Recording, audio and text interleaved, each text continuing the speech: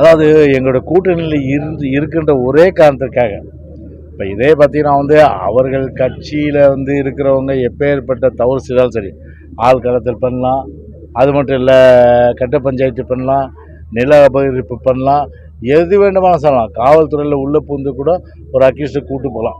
ஆனால் அவங்க மேலே எந்த சட்ட நடவடிக்கையும் கிடையாது. ஆனால் அதே கூட்டணி கட்சியில் இருக்கிறவங்க, அதே போல் எங்கள் கட்சியில் இருக்கிறவங்க, உதாரணத்துக்கு இப்போ நான் ஒரு கள்ள ஓட்டு போட்டவொடனே பிடிச்சி கொடுத்தேன். அதுக்கு என் மேலே பார்த்தீங்கன்னா கிட்டத்தட்ட ஒரு எஃப்ஐஆரில் 5 செக்ஷனு, இன்னொரு எஃப்ஐஆரில் 5 செக்ஷனு, இன்னொரு எஃப்ஐஆரில் 5 செக்ஷனு, இன்னொரு எஃப்ஐஆரில் 5 செக்ஷனு. அப்போ 4 எஃப்ஐஆரில் எத்தனை செக்ஷன் ஆகுது? 20 செக்ஷன். ஏன்? அப்போ இந்த ஆட்சியை கடுமையாக விமர்சனம் பண்ணுறோம். நாங்கள் இந்த ஆட்சியினுடைய கொடுமைகளை மக்களுக்கு எடுத்து வைக்கிறோம், ஜீர்ணிக்க முடியல. அப்போ ஆட்சியினுடைய அதிகாரத்தை கொண்டு எதிர்கட்சிகளை பழிவாங்க. நான் மட்டும் இல்லை, என்னை சார்ந்த என்னுடைய கலீக்ஸ் என்று அழைக்கக்கூடிய எங்களுடைய நண்பர்கள், அதாவது கழகத்தில் இருக்கின்ற நிர்வாகிகள், அவங்க மேலெல்லாம் போய் வழக்குகள் எல்லாமே சரி. அது மட்டும் இல்லாமல் கூட்டணி கட்சியில் இருப்பதன் ஒரே காரணமாக இன்றைக்கி ஜெகன்மோகன் ஏன் சட்டப்படி அணுக வேண்டியதானே? அவர் ஒரு சட்டமன்ற உறுப்பினர். அதை விட்டுட்டு அவர் என்னமோ பெரிய ஒரு தேச துரோகம் குற்றம் மாதிரி போட்டு அவரை பிடிப்பதற்கு கிட்டத்தட்ட ஒரு 5000 போலீஸை போட்டு நீங்கள் பிடிக்கிறீங்கன்னா, அப்போ எந்த அளவுக்கு அந்த காழ்ப்புணர்ச்சி ஒரு கூட்டணி கட்சியில் இருக்கிறது கூட தாங்கிக்க முடியாத ஒரு நிலைமை தான் இன்றைக்கி. அந்த ஒரு நடவடிக்கை பார்த்தீங்கன்னா, நீங்கள் கூட்டணி கட்சி மேலே தீவிரம் காட்டுறது ஏன்? உங்கள் கட்சிக்காரங்க, உங்கள் கூட்டணியில் உள்ளவங்க அவங்க துஷ்பிரயோகம் பண்ணும்போது அதை ஏன் காட்டுறது இல்லாத? அப்போ வெண்ணெய் ஒரு கல்ல சுண்ணாம்பு ஒரு கல்ல, அப்படி தானே? இப்போ ஒரு சட்டன்றது பார்த்தீங்கன்னா, சட்டன்றது ஆளுங்கட்சிக்கு கிடையாது, சட்டன்றது எதிர்கட்சிக்கு மட்டும்தான். அந்த அடிப்படையில் அவங்களுடைய அந்த எண்ணன்றது மக்கள் பார்த்துட்டு இருக்கிறாங்க. எதுவாக இருந்தாலும் சரி, சட்டப்படி நீதிமன்றம் ஒன்று இருக்குது, அது நிச்சயமாக சந்திப்போம். இப்போ என்ன கூட தான் 4 எஃப்ஐஆரில் 20 செக்ஷன் போட்டால் கூட கிட்டத்தட்ட எல்லாமே பார்த்தா நீதி நிலைநாட்டுற வகையில் கோர்ட்டுக்கு போய் இன்றைக்கி குவாஷ் பண்ணுறேன் இன்றைக்கி.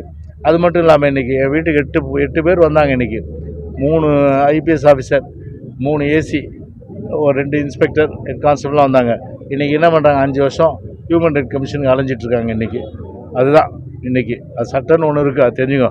இன்றைக்கி அந்த ஆஃபீஸர் ஃபீல் பண்ணுறாங்க, ஏன்டா ஒரு வீட்டுக்கு போகணும், தேவையில்லாமல் 5 வருஷம் இன்றைக்கி நடையாக நடந்துகிட்ருக்கேன்ட்டு. இன்றைக்கி ஸ்டாலினை காப்பாற்றுறாரு அவரை. இவங்களெல்லாம் 8 பேர் ஸ்டாலின் கை விட்டார், அவ்வளோதான். இன்றைக்கி நீதிமன்றத்தில் பதில் சொல்லணும்.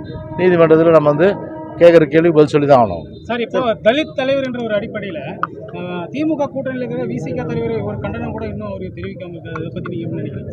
இல்லை, அப்போது அதாவது ஒரு ஒரு ஒரு விசிகா பொறுத்தவரை ஒரு தலித் மக்களுக்காக குரல் கொடுக்கின்ற இயக்கம்.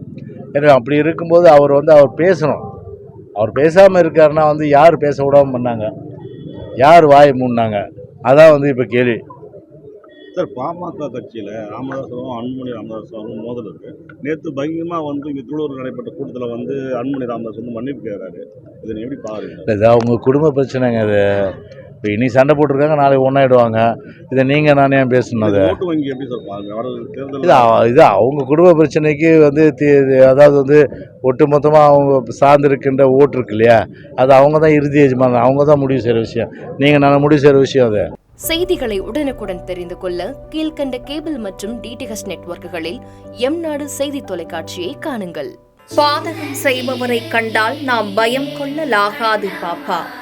மோதி மிதித்து விடு பாப்பா, அவர் முகத்தில் உமிழ்ந்து விடு பாப்பா. அண்மை செய்திகளை உடனுக்குடன் தெரிந்து கொள்ள இணைந்திருங்கள் எம்நாடு தொலைக்காட்சியுடன்.